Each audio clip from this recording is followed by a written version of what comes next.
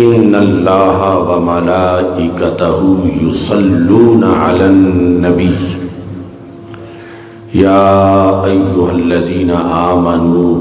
صلوا علیہ وسلموا تسلیما الصلاۃ والسلام علیک یا سیدی یا رسول اللہ وعلی آلک واصحابک یا حبیب اللہ الصلاۃ والسلام علیک یا سیدی یا خاتم النبیین وعلی آلک واصحابک یا اول النبیین و یا آخر النبیین مولانا صلی وسلم دائما ابدا علی حبیبک خیر الخلق کلہم منزہ عن شریک فی محاسنہ وجوہر الحسن فیہ غیر منقاسم محمد تاج رسل اللہ قاطبۃ محمد صادق الاقوال والکلم محمد ذکرہ روح لانفسنا محمد شکرہ فرد علی الامم رب صلی وسلم دائما ابدا علی حبیبک خیر الخلق کلہم اللہ تبارک و تعالی جل جلالہ وعم نوالہ واتم برہانہ وعظم شانہ وجل ذکرہ وعز اسمہ کی حمد و ثنا اور حضور سرور کائنات مفخر موجودات زینت بزم کائنات دستگیر جہاں غم گسار زمان سید سروراں حامی بے کساں قائد المرسلین خاتم النبیین احمد مجتبیٰ جناب محمد مصطفیٰ صلی اللہ علیہ وآلہ واصحابہ وبارک وسلم کے دربار گوہربار میں ہدیت درود و سلام عرض کرنے کے بعد السلام علیکم ورحمۃ اللہ وبرکاتہ۔ رب ذوالجلال کے فضل اور توفیق سے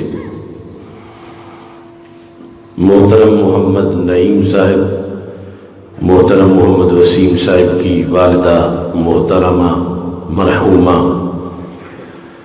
کہ ختم جہلم شریف کے سلسلہ میں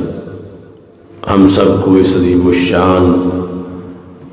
عظمت والدین کانفرنس میں شرکت کی سعادت حاصل ہو رہی ہے۔ میری دعا ہے خالق کائنات جل جلالہ مرحومہ کو فردوس میں بلند مقام عطا فرمائے، ان کی قبر کی ساری منزلیں آسان فرمائے، ان کے بیٹوں کو صبر کی توفیق عطا فرمائے اور ہم سب کی دعا مرحومہ کے حق میں قبول فرمائے۔ کثیر تعداد میں علماء کرام جلوہ گر ہیں۔ تحریک لبیک یا رسول اللہ صلی اللہ علیہ وسلم سائیوار ڈویژن کے امیر حضرت صاحبزادہ پیر محمد سعدی شیرازی صاحب زیر شرفہ اور ڈویژن سائیوال کے ناظم اعلیٰ حضرت مولانا محمد شکیل احمد قادری صاحب حافظہ اللہ تعالی اور دیگر کثیر تعداد میں علماء کرام موجود ہیں۔ رب ذوالجلال ہم سب کی یہ حاضری اپنے دربار میں قبول فرمائے۔ والدین کی عظمت یہ ہے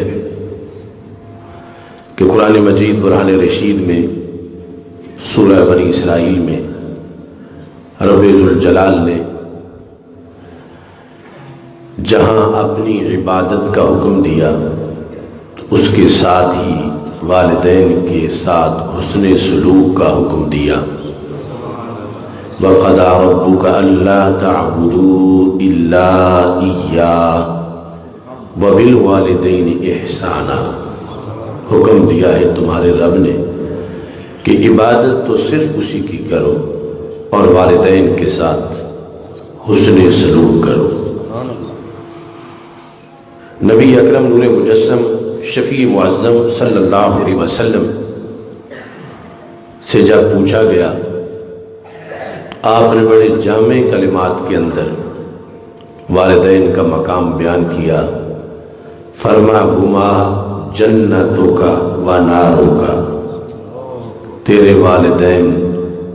تیری جنت بھی ہیں اور دوزخ بھی ہیں۔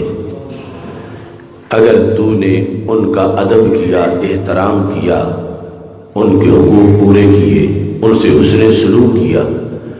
تو پھر یہی تیری جنت ہے کہ جنت جانے کا یہ باعث بنیں گے، اور ان کی خدمت کی بنیاد پر رب ذوالجلال تجھے جنت عطا فرما دے گا۔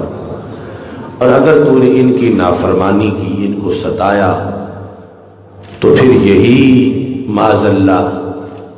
جب تجھ سے ناراض ہوں گے تو ان کے ناراض ہونے پر اللہ ناراض ہو جائے گا، اور پھر ان کی ناراضگی تمہارے جہنم جانے کا معاذ اللہ باعث بن جائے گی۔ انسان دو چیزیں ہمیشہ اپنی دعاؤں میں رکھتا ہے۔ کوئی انسان بھی ایسا نہیں جو اپنی عمر لمبی نہ چاہتا ہو، اور کوئی بھی ایسا نہیں جو اپنے رزق میں فراخی نہ چاہتا ہو۔ یہ دونوں باتیں تقریباً ہر بندہ چاہتا ہے۔ بخاری شریف میں ہے کہ جس شخص کو یہ پسند ہے کہ اس کی عمر میں اضافہ ہو جائے اور اس کے رزق میں اضافہ ہو جائے، فَلْيَبِرَّ وَالِدَيْهِ، وہ اپنے والدین سے حسن سلوک کرے، یعنی والدین کے ساتھ خدمت کی بنیاد پر وہ کچھ ملتا ہے جو ویسے امریکہ جیسی کروڑوں حکومتیں مل کر بھی ایک منٹ بھی زندگی میں اضافہ نہیں کروا سکتی، لیکن خدمت والدین وہ ہے کہ نبی اکرم نور مجسم شفیع معظم صلی اللہ علیہ وسلم نے فرمایا اس کی وجہ سے بندے کی عمر میں اضافہ ہو جاتا ہے اور اس کے رزق میں اضافہ ہو جاتا ہے۔ محدثین نے اس مقام پر کہا، ایک تو یہ ہے کہ اگرچہ جس کی جتنی عمر تھی سال اتنے ہی رہیں، دن اتنے ہی رہیں، مگر والدین کی خدمت سے اضافے کا مطلب یہ ہے کہ دوسرا بندہ 90 سال میں جتنا کام کر سکا تھا اس نے اتنا 60 سال میں ہی کر لیا ہے۔ اللہ اس کے وقت میں برکت عطا فرما دیتا ہے۔ اور دوسرا یہ مطلب بیان کیا کہ واقعی طور پر عمر میں اضافہ بھی ہو جاتا ہے، یعنی عمر بڑھا دی جاتی ہے تقدیر معلق کے لحاظ سے کہ رب ذوالجلال کو پتہ ہے کہ اس کے لیے اس کے والدین نے دعا کرنی ہے یا نہیں کرنی، اور اس نے والدین سے حسن سلوک کرنا ہے یا نہیں کرنا۔ لیکن عام فرشتوں کے علم میں یہی ہے کہ اس نے مثال کے طور پر 70 سال پہ فوت ہو جانا ہے، مگر اللہ کو پتہ ہے کہ یہ 70 سال پر تو تب فوت ہونا ہے جب اس کو اس کی والدہ کی دعا نہ ملی یا والد کی دعا نہ ملی، اور وہ جب ملے گی تو اس کی عمر مثال کے طور پر 10 سال بڑھ جائے گی۔ تو یہی قرار دیا جا رہا تھا فرشتوں میں کہ یہ تو 70 سال پہ مر جائے گا، لیکن والدین کے ساتھ حسن سلوک سے وہ فائدہ پہنچا کہ رب ذوالجلال نے حقیقی طور پر اس کی عمر میں اضافہ کر دیا، جو فرشتوں کے علم کے لحاظ سے یقینی اضافہ ہے کہ وہ سمجھ رہے تھے کہ اس نے تو اتنے سالوں پر فوت ہو جانا ہے۔ رسول اکرم نور مجسم شفیع معظم صلی اللہ علیہ وسلم سے ایک مرتبہ ایک صحابی نے پوچھا، یا رسول اللہ صلی اللہ علیہ وسلم،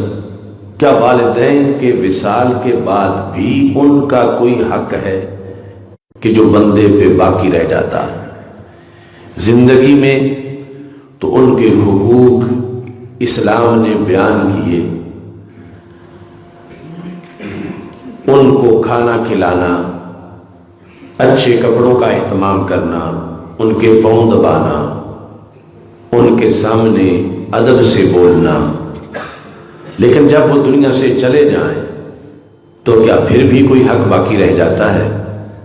تو ہمارے آقا صلی اللہ علیہ وسلم نے فرمایا 5 قسم کے حقوق پھر بھی باقی رہ جاتے ہیں۔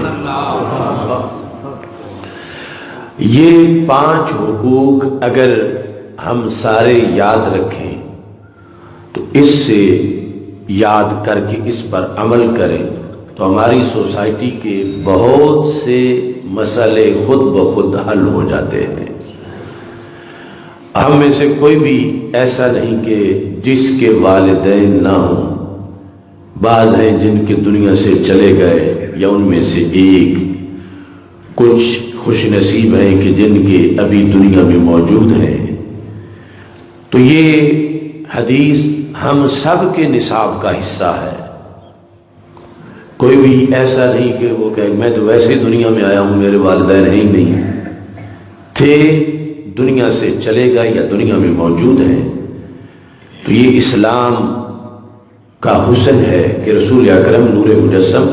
شفیع معظم صلی اللہ علیہ وسلم نے صرف دنیا میں زندہ لوگوں کے ہی حقوق نہیں بتائے، جانے والوں کے بھی حقوق بتائے ہیں۔ یعنی آج ویسٹ کی طرف سے ہیومن رائٹس کے جو دعوے کیے جاتے ہیں کہ وہ چیمپئن ہے اس کے، وہ تو بندے کی روح نکلتی ہے تو پھر اس جسم کے حق بھی ادا نہیں کر پاتے۔ اسلام کہتا ہے کسر عظم المیت کا کسر عظم الحی، مردہ کی ہڈی کو توڑنا بھی ایسا ہی جرم ہے جیسا کسی زندہ کی ہڈی کو توڑنا جرم ہے۔ اور پھر اس کے لیے آگے آداب اور تقاضے ہیں۔ حقوق جو دنیا سے چلے گئے ان کے بھی اسلام نے بتایا، فرمایا تیرے والدین کا پہلا حق تو تجھ پہ یہ ہے الصلاۃ علیہما، ان کی نماز جنازہ میں شریک ہونا۔ باقی مسلمان جو شرکت کریں گے اس کی اور حیثیت ہے، اور اس کا بیٹا جو شرکت کرے گا اس کی اور حیثیت ہے۔ فرمایا یہ پہلا حق ہے بعد الوفات، پہلا حق ہے کہ تم ان کی نماز جنازہ میں شریک ہو۔ والاستغفار لہما، جنازہ تو ایک بار ہے لیکن استغفار بار بار ہے۔ استغفار ان کے گناہوں کی مغفرت کی دعا کرتے رہنا، یہ سالانہ ہی نہیں، ماہانہ ہی نہیں، یہ صرف 10واں یا 40واں ہی نہیں۔ رسول اکرم نور مجسم شفیع معظم صلی اللہ علیہ وسلم نے فرمایا اپنے والدین کے لیے زندگی بھر تم روزانہ کئی بار دعا مانگو گے تو شریعت یہ نہیں کہے گی کہ یہ تم نے دوبارہ کیوں مانگا،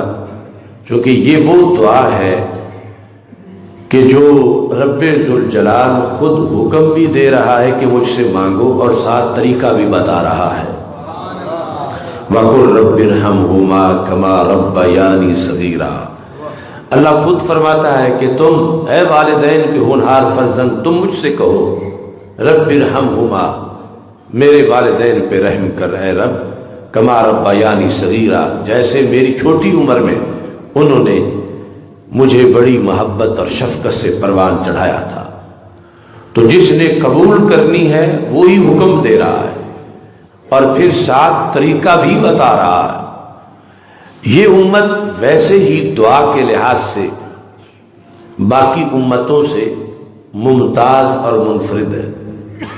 حضرت کعب احبار کہتے ہیں کہ رب ذوالجلال نے کسی بھی امت کو یہ آفر نہیں کی تھی کہ تم مجھ سے مانگو میں قبول کروں گا۔ یہ سٹیٹس صرف انبیاء علیہ السلام کا تھا کہ ہر عہد کے جو نبی اور رسول تھے انہیں کہا جاتا تھا کہ چونکہ تم نبی ہو تمہاری شان بڑی ہے، اللہ فرماتا میں خود کہتا ہوں تمہیں مانگو میں دوں گا، اگرچہ اس سے ویسے بھی مانگیں تو وہ دے دیتا ہے، لیکن یہ بڑا اعزاز ہے اور اس میں بڑی بندے کو پھر کبھی امید ہے کہ جس نے قبول کر لیا وہ خود ہی تو مجھے کہہ رہا ہے کہ مجھ سے مانگو میں تمہیں دوں گا۔ یہ صرف نبیوں کی شان تھی، لیکن کعب احبار کا وہ قول تفسیر ابن کثیر میں موجود ہے، کہتے ہیں کہ یہ وہ امت ہے کہ رب ذوالجلال نے صرف سرکار کو ہی نہیں، سرکار کے صدقے قیامت تک آنے والے آپ کے ہر غلام کو قرآن کے ذریعے کہہ دیا وَقَالَ رَبُّكُمُ ادْعُونِي أَسْتَجِبْ لَكُمْ، کہا تمہارے رب نے اے میرے محبوب کے سارے غلاموں میں تمہیں کہہ رہا ہوں تم مانگو میں عطا فرماؤں گا۔ یعنی یہ جو نبیوں کا کوٹا تھا سرکار کی نسبت سے اس امت کے ہر فرد کو بھی ملا، اور پھر اس میں سے یہ جو والدین کے لیے دعا ہے اس کا خصوصی طور پر پھر رب ذوالجلال نے فرمایا کہ تم مانگو وَقُلْ رَبِّ ارْحَمْهُمَا كَمَا رَبَّيَانِي صَغِيرًا۔ اب اس پر میں حدیث مکمل کر کے مزید اس کی وضاحت کرتا ہوں تو دو چیزیں، پہلا نماز جنازہ میں شرکت، پھر ان کے لیے استغفار، تیسرے نمبر پر اکرام صدیقہما، والدین کے ساتھ جن کا تعلق تھا ان کا بھی ادب کرنا، چچا یا ماموں وہ تو ایک بڑا رشتہ ہے، اکرام صدیقہما، والد کے جتنے دوست تھے ان کا ادب اس لیے کرنا کہ میرے والد مجھ پر حق چھوڑ کے گئے ہیں اور یہ حق لازم اللہ کے رسول علیہ السلام نے کیا ہے، تو میں نے اپنے باپ کے دوستوں کی بے ادبی نہیں کرنی اور اپنی والدہ کی سہیلیوں کی بے ادبی نہیں کرنی۔ اگر میں حق پورا کروں گا تو وہ قبر میں خوش ہوں گے اور رب العرش راضی ہو جائے گا۔ اب جس محلے سے ایک شخص دنیا سے گیا، جس گاؤں سے، اس کے مثال کے طور پر 500 دوست ہیں تو وہ جاتا جاتا بھی 500 کا ادب تو لازم کر کے گیا، یعنی وہ پچھلوں کو نواز کے گیا کہ جو اگر تم میرے بیٹے ہو میری اولاد ہو تو تم نے ادب کرنا ہے میرا ادب سمجھ کے، اور لازم یہ رسول اکرم صلی اللہ علیہ وسلم نے کیا۔ اور پھر ساتھ ہی چوتھا حق یہ بیان کیا انفاذ عہدہما، والدین کی زبان سے جو وعدہ ہوا تھا کسی کے ساتھ، جو انہوں نے عہد کیا تھا کہ فلاں کو اتنے پیسے دے دو، یا کسی رشتہ کے لحاظ سے کوئی بھی وعدہ کیا تھا، ہمارے آقا صلی اللہ علیہ وسلم ارشاد فرماتے ہیں کہ اب اولاد یہ نہیں کہہ سکتی ہم ذمہ دار نہیں، وہ تو ابا جی نے کہا تھا۔ سرکار فرماتے یہ حق ہے تیرے باپ کا تیری ماں کا کہ وہ جو کہہ کے گئے تو نے نبھانا ہے، یہ جانے کے بعد بھی ان کا حق تجھ پہ باقی ہے۔ اور اب دیکھیں کہ ہمارے کتنے کیسز ایسے ہیں جو اس بیس پہ ہیں کہ وہ کہہ گئے تھے پچھلے پورا نہیں کر رہے، جھگڑا ہو گیا، لڑائیاں ہو گئیں، اور اگر حدیث پہ عمل کیا جائے تو سوسائٹی میں امن کتنا ہے، بہار کتنی ہے، رب بھی راضی، رشتہ دار بھی راضی، محلہ بھی راضی، کہ جانے والے نے کہا تھا اتنا مسجد کو دے دو، اتنا مدرسہ کو دے دو، اتنا فلاں کو دے دو، یا اس طرح کر دو، پچھلے اگر یہ کہیں کہ ہم تو ذمہ دار نہیں، یہ انہوں نے کہا، تو شریعت کہتی ہے یہ دین اسلام ہے کہ جانے والوں کے حقوق پہ بھی یہ دین پہلا دیتا ہے، اور وہ جو کہہ کے گئے اس کو تم نبھاؤ گے تو رب ذوالجلال اس پر بھی تمہیں فرما برداروں کا ثواب عطا فرمائے گا، کہ ان کے بڑے دنیا سے چلے بھی گئے ہیں لیکن فرما برداری پھر بھی جاری ہے۔ اور نبی اکرم نور مجسم شفیع معظم صلی اللہ علیہ وسلم نے پانچویں چیز فرمایا صلۃ الرحم التی لا توصل الا بہما، کہ والدین کے جانے کے بعد بھی ان کے ذریعے سے جو رشتہ داری تھی اس میں فرق نہ آئے۔ باپ فوت ہو تو ایسا نہیں کہ چچوں پھوپھیوں پہ دروازہ بند ہو جائے، امی فوت ہو تو خالہ اور جو ماموں ہیں ان کے لیے دروازے بند ہو جائیں۔ سرکار فرماتے ہیں یہ میرا حکم سمجھ کے تم نے پورا کرنا ہے کہ اگر والد جائے تو اس کے لحاظ سے جو رشتہ داری تھی اس میں فرق نہیں آنا چاہیے، اسے بحال رکھیں، اسے برقرار رکھیں۔ اور والدہ چلی جائے تو جو اس کے لحاظ سے رشتہ داری تھی شریعت سمجھ کے تم نے اس پہ عمل کرنا ہے، یعنی ان ماموں کے پاس جانا، خالاؤں کے پاس جانا، یہ رابطہ برقرار رکھنا، یہ دونوں لحاظ سے نبی اکرم نور مجسم شفیع معظم صلی اللہ علیہ وسلم نے فرمایا کہ یہ میری شریعت کا حکم ہے، جیسے نماز پڑھو گے تو ثواب ملے گا، اس پر عمل کرو گے تو پھر بھی رب ذوالجلال تمہیں اجر سے مالا مال فرمائے گا اور بندہ خوش بھی رہے گا اس کے لیے۔ اب جو اپنے چچوں کے لحاظ سے مثال کے طور پر رشتہ برقرار رکھے ہوئے ہے اور ناراضگی کوئی نہیں، تو کتنے کیس اور جھگڑے ہیں جن سے وہ بچا ہوا ہے، کتنی عداوتیں اور دشمنیاں ہیں کہ جن سے وہ محفوظ ہے۔ اگر انہی چچوں پھوپھیوں سے جھگڑے ہو جاتے تو اس کا دن رات کا سارا آرام غارت ہو جاتا، اور دوسری طرف خالاؤں سے اور جو ماموں ان کے لحاظ سے اگر تعلقات یہ توڑ دے یا ان کو خراب کرے تو اس کے لیے خود کتنی پریشانی ہوگی، اور پھر کتنے کیس بن جائیں گے، کس لحاظ سے پھر لڑائی جھگڑے ہوں گے۔ تو یہ حسن ہے ہمارے آقا صلی اللہ علیہ وسلم کے دین کا کہ آپ نے ایک جو دنیا سے شخص گیا ہے اس کے جانے پر پچھلوں کو اس کی وجہ سے اس رستے پہ لگایا ہے کہ جس رستے کی بنیاد پر اسے جانے والے کو قبر میں ثواب ملتا رہے گا اور پچھلے محلے کو چین ملے گا، سوسائٹی کو۔ عمر الرجل سنو ابی ہے کہ بندے کا جو چچا ہے وہ باپ ہی ہوتا ہے، والخالۃ مثل الام، اور جو خالہ ہے وہ ماں کی طرح ہے۔ اس بنیاد پر یہ حقوق، اور ان میں سے پھر سب سے بڑا حق جو ہے وہ استغفار کا حق، کہ دعا کرنا ثواب ہے۔ ویسے عام شخص بھی کہہ سکتا ہے کہ جانے والے چلے گئے، ان کا دروازہ اب بند ہو گیا، اب انہیں کیا فائدہ ہوگا، لیکن ہمارا دین وہ کامل دین ہے کہ جس میں پھر بھی رابطہ برقرار رہتا ہے، تحائف بھیجے جا سکتے ہیں اور وہاں وصول بھی ہوتے ہیں۔ اور یہ قرآن اور سنت کا ایک واضح پیغام ہے۔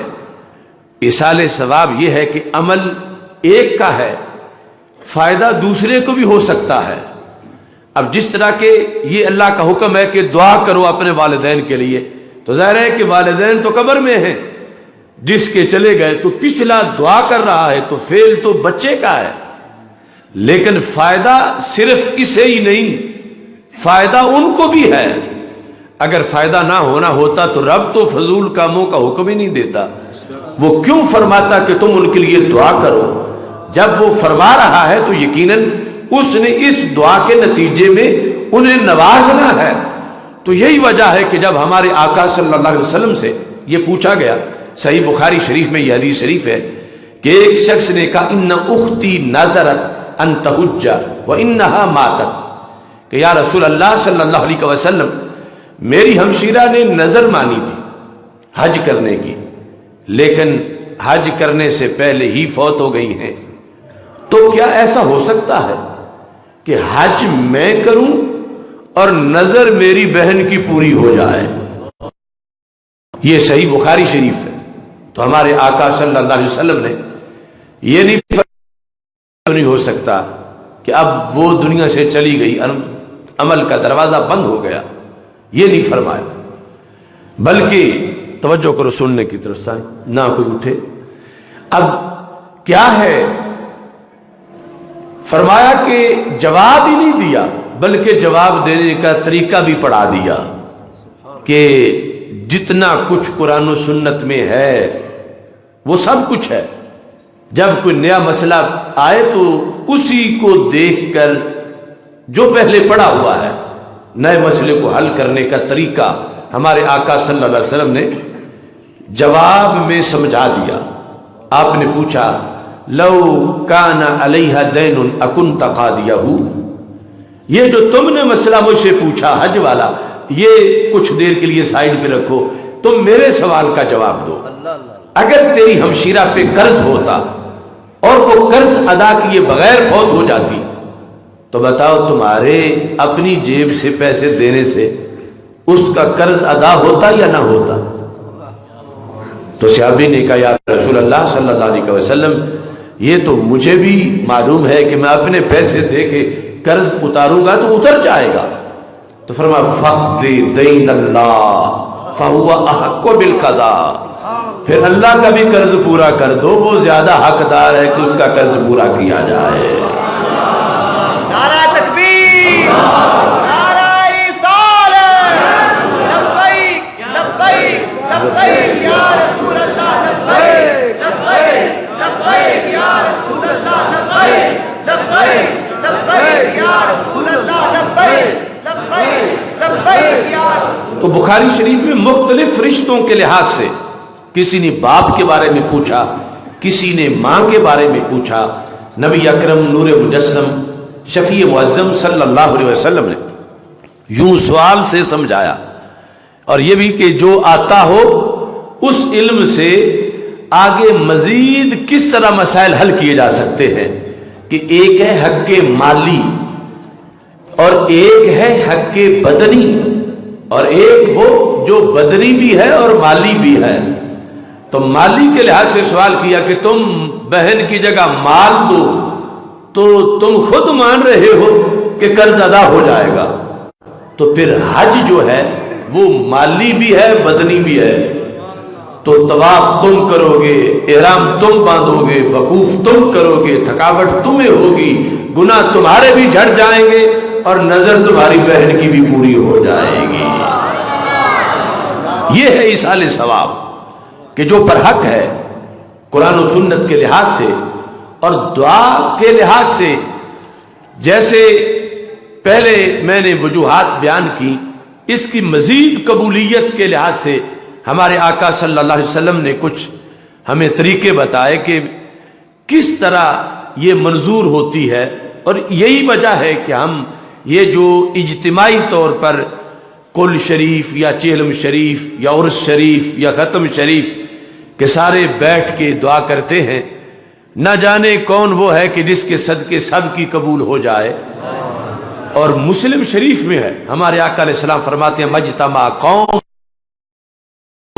یتلون کتاب اللہ ویتدارسونہ بینہم الا نزلت علیہم السکینہ وغشیتہم الرحمہ وحفتہم الملائکہ وذکرہم اللہ فی من عندہ. یہ ہمارے آقا علیہ السلام کے لفظ ہیں. فرما صدی کوئی ہو، سال کوئی ہو، زمانہ کوئی ہو، علاقہ کوئی ہو، شہر کوئی ہو، دن رات کا وقت کوئی ہو، قیامت تک جب میری امت کے چند افراد کسی جگہ پڑھا لیں، تدارس اس کا درس دیں، جیسے یہ پروگرام شروع ہوا، تلاوت ہوئی، ثناخوانی ہوئی، اور یہ تدارس ہے کہ درس قرآن. تو ہمارے آقا صلی اللہ علیہ وسلم فرماتے ہیں کہ رب ذوالجلال قیامت تک ہمیشہ اس جگہ کے لیے 4 بندوبست کرتا رہے گا. خواہ زمین پر حکومت کسی کی بھی ہو، رب العرش کی ہمیشہ ہر غریب امیر کے لیے، ہر جگہ کے لیے شرط والے ہو اور قرآن پڑھے اور اس کا تدارس ہو تو کیا ہوتا ہے؟ فرمایا نازلت علیہم السکینہ، جتنے بیٹھیں گے فرمایا میں نے کوٹہ منظور کروایا ہے، ان کے دلوں پر سکون کی بارش ضرور ہوگی. غاشیتہم الرحمہ، رحمت ان کو ڈھانپ لے گی. حفتہم الملائکہ، آ کے ان کا طواف کریں گے. وَذَكَرَهُمُ اللَّهُ فِي مَنْ عِندَهُ، اور رب ذوالجلال فرشتوں کے سامنے ہر ایک کا نام لے کے، مثلا یہ ہم ایک محفل میں موجود ہیں جس میں یہ شرطیں پائی گئی ہیں، تو فرشتے اس مسجد کے ارد گرد خود نہیں آئے، رب بھیجتا ہے. حفتہم الملائکہ، یعنی کتنا یہ خاکی انسان عظیم ہے کہ جب دین سے اٹیچ ہوتا ہے، یہ خود خاکی ہے مگر نوری اس کا طواف کرتے ہیں. وہ کہے گا رب یہ اتنا اونچا درجہ مجھے کیسے مل گیا؟ چلو جنت تو میں آ گیا ہوں، لیکن آگے یہ اتنی بلندی یہ میرے کس عمل کا نتیجہ ہے؟ تو ہمارے آقا علیہ السلام فرماتے ہیں، اللہ فرمائے گا یہ تیرے عمل کا نتیجہ ہے ہی نہیں. باستغفار والدیک لک، یہ تیری اولاد کی دعاؤں کا صلہ ہے. باستغفار والدیک لک، تیرے لیے جو تیرے ولد نے دعا کی تھی، اولاد نے جو دعا مانگی تھی، اس کو میں نے قبول کر کے یہ تجھے جنت میں اونچا مقام عطا کیا ہے. اب یہ ساری وضاحتیں ہمارے آقا علیہ السلام اس لیے فرما گئے،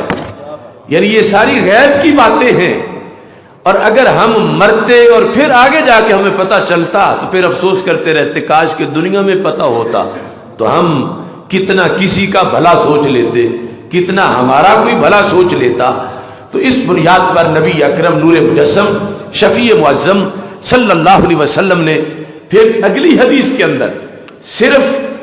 اولاد کا نہیں بلکہ مزید کچھ رشتوں کا بھی اور عام جو مسلمان ان کے لحاظ سے بھی ارشاد فرمایا. آپ فرماتے ہیں مل میت فی القبر الا کالغریق المتغوث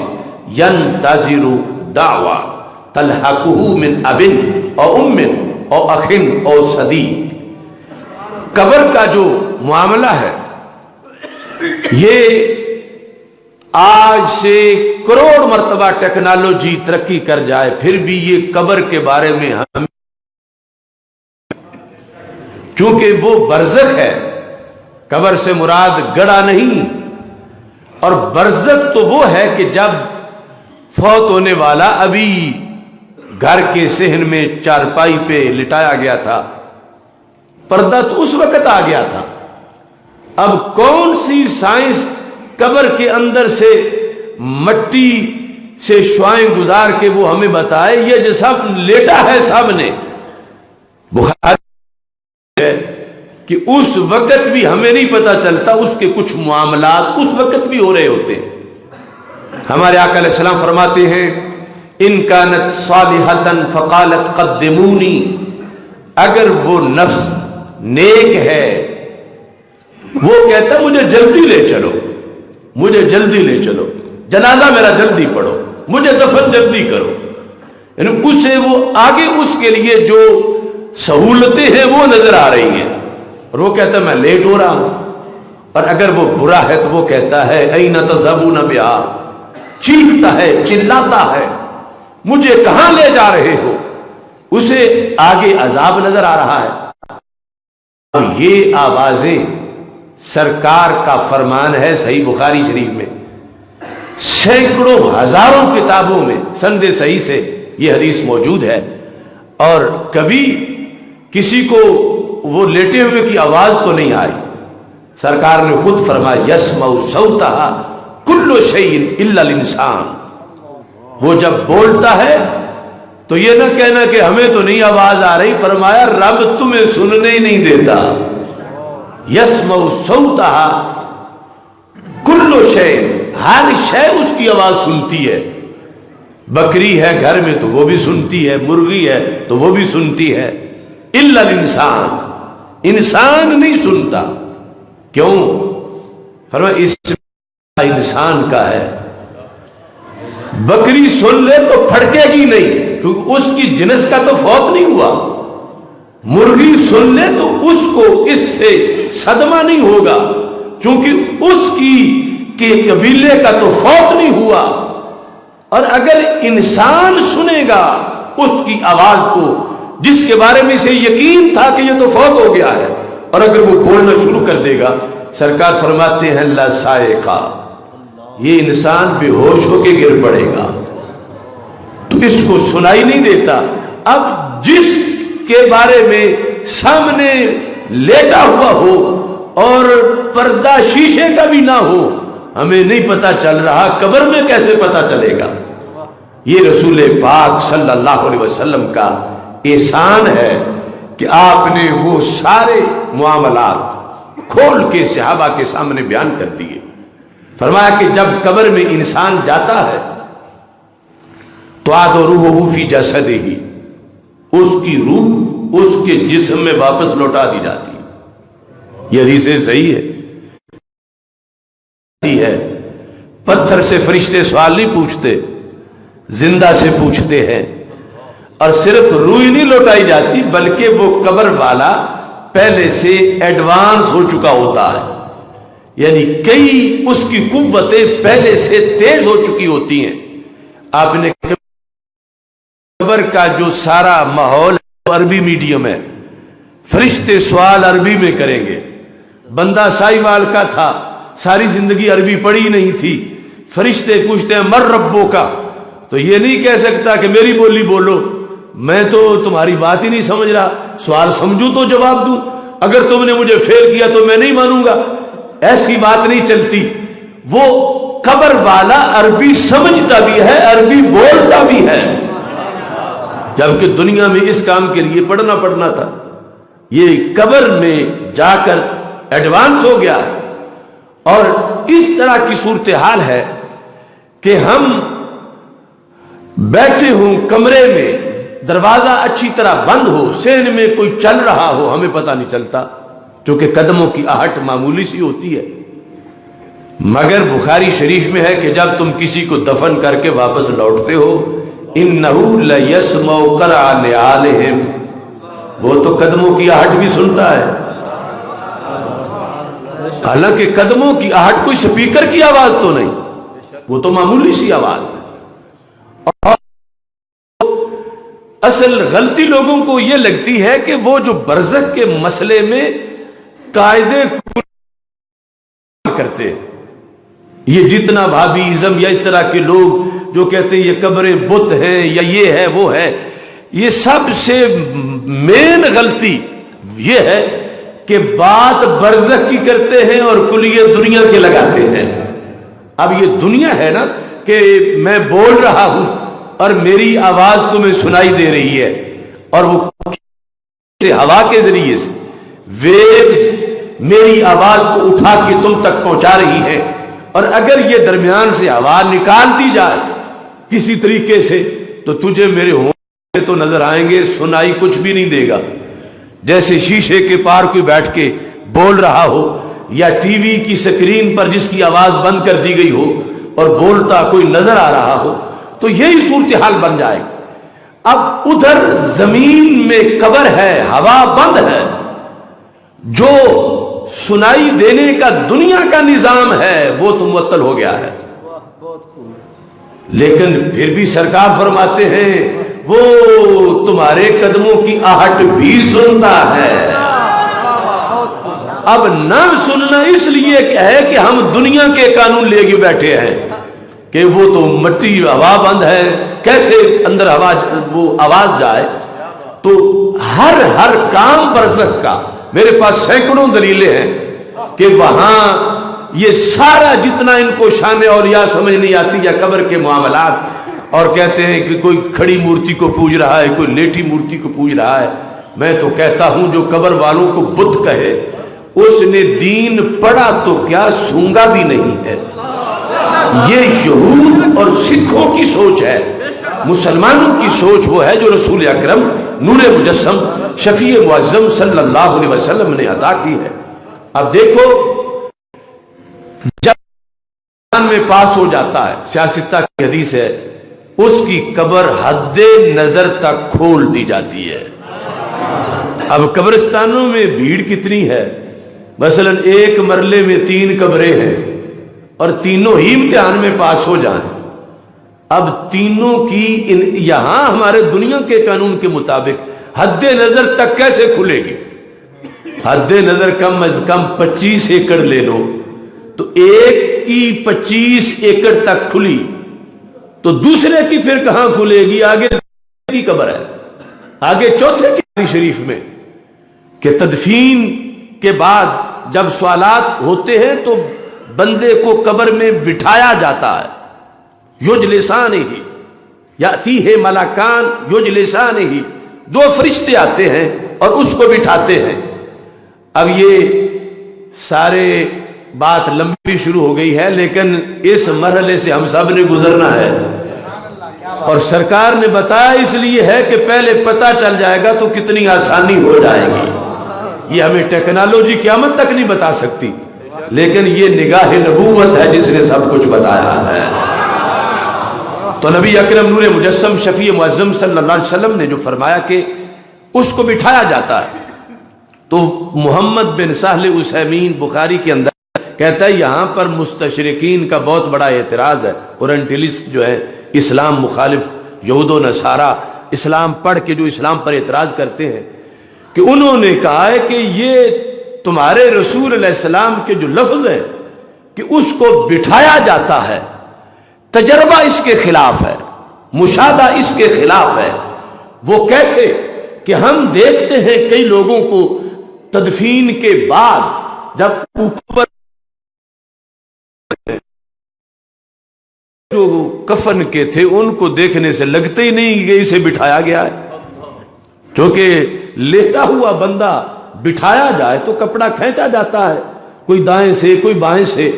اور پھر دوسرا سوال انہوں نے یہ کیا چلو جہاں اوپر گنجائش ہو کچھ بیٹھنے کی